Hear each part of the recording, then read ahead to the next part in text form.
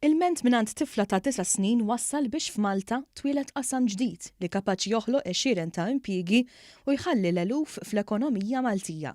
Mill-ħamis il-Maltin li jipprovdu kontenut fuq YouTube se jibdew jitħallsu ta' xogħolhom għaliex issa Malta issieħbet fil-YouTube Partnership Program. Tkellimna ma' Fabian Borch, fundatur ta' Creators Malta, li hija l-komunità ta' YouTubers Maltin. Spjeganna kif kollox beda mill-kċina tiegħu meta bintu intebħet li l-Maltin ma jitħallsux tal-kontenut li jtellaw fuq dan is-sit. Minn hawnhekk Borch fetaħ petizzjoni kontra Google biex Malta tiddaħħal fil-ftehim ta' sħubija ma' YouTube.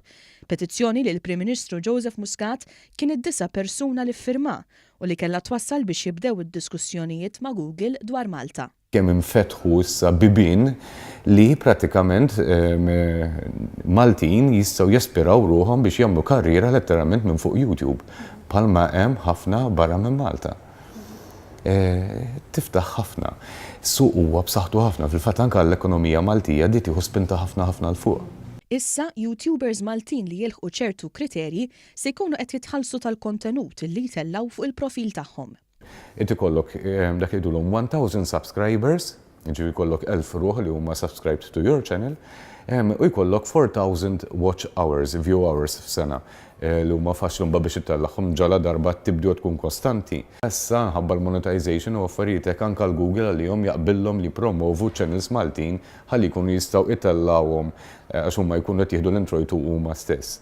Bej wieħed u ieħor il-Google li jagħmel li jagħmel mir-riklamar li jiġu fuq il-videos jagħti nofsu lill-content provider. Għalhekk jekk il-Maltin jisfruttaw il-potenzjal ta' YouTube, ikunu qed jirreklamaw il-prodott tagħhom mad-dinja kollha u jitwieled settur ġdid ta' xogħol. Kollok nies li pereżempju ġraw Maltin jistgħu jaqalgħu faċilment 600,000 euro fis-sena, dawn mbagħad biex ikomplu jżidu l-viewership tagħhom jridu jtellgħu iktar kontenut u jibdew jimpjegawlek camera crew, editors, casts.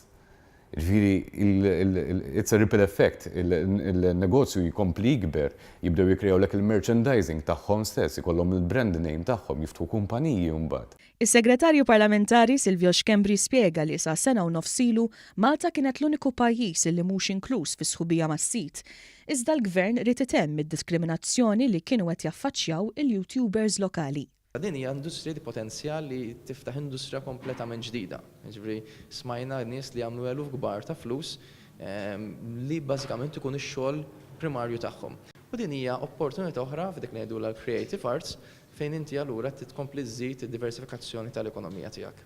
Il-Gvern qal ukoll li se jorganizza attività għal YouTubers Maltin fejn se tingħata aktar informazzjoni dwar kif se jaħdem il-YouTube Partnership Program għal Malta biex dawn ikunu jistgħu jagħmlu l-aħjar użu minnu.